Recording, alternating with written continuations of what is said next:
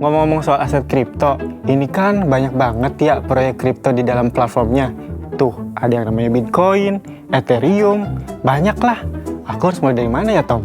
Pilih yang gambarnya lucu-lucu aja, Kak. Oh ya, sama yang angkanya naik terus. Hus, investasi kok tebak-tebakan gitu. Untuk investasi itu perlu memahami aset kripto dengan cara analisa fundamental. Wah, apa tuh, Kak? Kok jadi rumit gitu ya? Enggak, ini tuh nggak susul sebutannya. Ini tuh sesederhana riset aja ya. Ini adalah cara mengukur dan menilai aset kripto itu agar investasi kita bisa dilakukan dengan cara cermat dan tepat sasaran. Yuk kenali, pahami, dan investasi aset kripto semua bisa bareng vlog.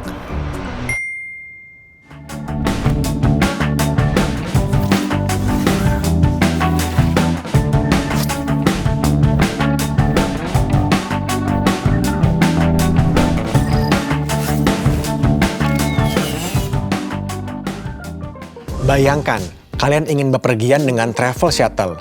Di tempat yang sama, ada 3 jenis travel yang menyediakan fitur yang berbeda. Ada yang ramai, ada yang terlihat eksklusif, dan ada juga yang nampak menjanjikan, tetapi kendaraannya terlihat rusak. Sebelum kalian memilih, kalian bisa cek dulu di internet siapa pendiri travel tersebut, berdiri sejak kapan dan di mana. Juga kredibilitasnya. Inilah analisa fundamental, sebuah cara untuk menilai aset kripto lebih jauh dan mendalam, supaya kita bisa menentukan destinasi investasi kita. Saya analogikan dengan kita ingin bepergian. Oke, langkah pertama adalah membaca white paper calon aset kriptomu. Atau, dalam cerita ini, travel yang ingin digunakan. White paper itu sama seperti CV calon proyek kriptomu. Kalian bisa mengetahui alasan mengapa proyek itu dibuat. Inovasi proyek itu, bagaimana cara kerja teknologi proyeknya, dan siapa orang yang dibalik proyek kripto tersebut. Dalam white paper akan tercantum persentase pembagian token dan rencana proyek itu di masa mendatang. Nah, kalian sudah membaca white paper proyek kriptomu dan mendapatkan roadmap mereka. Sekarang, kalian bisa baca roadmap mereka. Roadmap adalah rute dan tujuan saat pakai travel. Saat kita memilih travel untuk jalan-jalan, kita akan diberikan detail perjalanan. Contohnya, kita mau menuju Bali. Tapi sebelum sampai sana, kita akan melewati Bandung dulu, lalu Cirebon, Semarang, Jogja, Surabaya, baru bisa ke Bali. Jika nanti ternyata pas sampai Semarang malah ke kota lain, di sana kita bisa memutuskan apakah ini masih baik dilanjutkan atau tidak.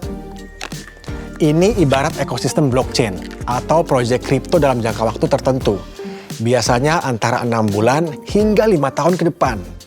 Di dalam peta itu, kita bisa lihat jalan-jalan yang sudah dilalui oleh milestone proyek seperti milestone operasional, pendirian yayasan, serta milestone adopsi dan keuangan. Dengan mengetahui white paper dan roadmap proyek, kalian bisa lebih memahami proyek kripto yang ingin kalian invest dengan lebih terukur, sehingga kalian bisa lebih yakin kemana dan bagaimana cara proyek kripto tersebut bekerja. Bukan lagi tebak-tebakan. Jika di perjalanan ada kendala dan impactnya yang harusnya 3 hari, jadi 5 hari perjalanan. Yang harusnya sudah cuan, malah nggak jadi cuan. Kalian bisa memutuskan mau hold atau lepas proyek kriptonya. Dengan analisis fundamental, kita juga bisa sekaligus memantau faktor-faktor yang membuat naik turunnya harga kripto tersebut. Ibarat beragam hal yang ada pada travel tersebut. 10 faktor ini saling mempengaruhi dan bisa kita amati terlebih dahulu. Seperti 1. Permintaan dan penawaran, supply dan demand. Contohnya, travel Bandung-Jakarta lebih diminati dibanding Bandung-Bali karena orang-orang lebih memilih pesawat. 2. Adopsi oleh pengguna dan institusi. Contohnya, Travel B bisa menggunakan pembayaran digital jadi lebih cepat. 3. Regulasi dan kebijakan pemerintah. Contohnya, Travel A sudah disubsidi pemerintah, jadi lebih ramai dan murah. 4. Berita dan sentimen pasar. Contohnya, Travel B dicap lebih eksklusif. 5. Fluktuasi pasar global. Contohnya, travel tidak diminati karena sedang macet. 6. Volume perdagangan. Nah, contohnya, Travel A mobilnya besar-besar. 7. Teknologi dan pengembangan. Contohnya, Travel C mobilnya super canggih. 8. sentimen sosial dan media. Contohnya, Travel A dicap travel terbaik Bandung Jakarta di sosmed. 9. Tokenomics dan keunikan proyek. Contohnya, Travel C boleh mengangkut hewan peliharaan. 10. Penyalahgunaan dan keamanan. Contohnya, Travel C sering digunakan untuk menyelundupkan barang macam-macam. Semuanya saling berkaitan. Hal inilah yang membuat aset kripto itu begitu dinamis dan high risk. Oke, sekarang kalian sudah paham kan tentang cara analisa fundamental? Yuk, coba kita praktekkan. Kita coba yang mudah seperti Bitcoin aja dulu. Kita coba buktikan bahwa Bitcoin adalah proyek kripto dengan fundamental yang kuat. Pertama, Bitcoin melampirkan white paper dengan roadmap di website resminya. Kita bisa baca tuh lengkap dari alasan proyek ini dibuat, pendiri proyeknya, inovasi proyeknya, dan bagaimana persentase pembagian token juga roadmap-nya. Oke, tahapan pertama sudah lengkap. Sekarang kita lakukan tahapan kedua. Kita cek nih faktor-faktor atau rintangannya. 1. Supply and demand. Total jumlah Bitcoin adalah 21 juta aja di seluruh dunia.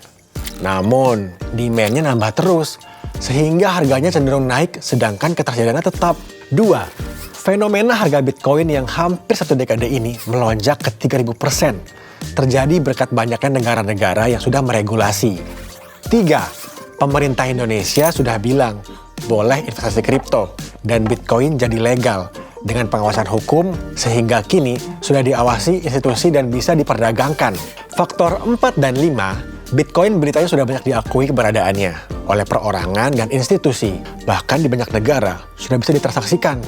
Nah, 5 poin ini udah bisa dibilang cukup menyatakan bahwa Bitcoin adalah aset kripto yang menarik. Oh, gitu. Gimana? Terasa kan melakukan investasi dengan analisa fundamental? Dengan prinsip riset sendiri, kita bisa pelajari proyek kripto lebih sesama. Investasi nggak lagi tebak-tebakan. Kalau kalian pengen tahu lebih lanjut, tinggal subscribe dan follow sosial media vlog untuk melihat update terbarunya. Dan jangan lupa join komunitas diskusi dan berbagi pengalaman seputar kripto.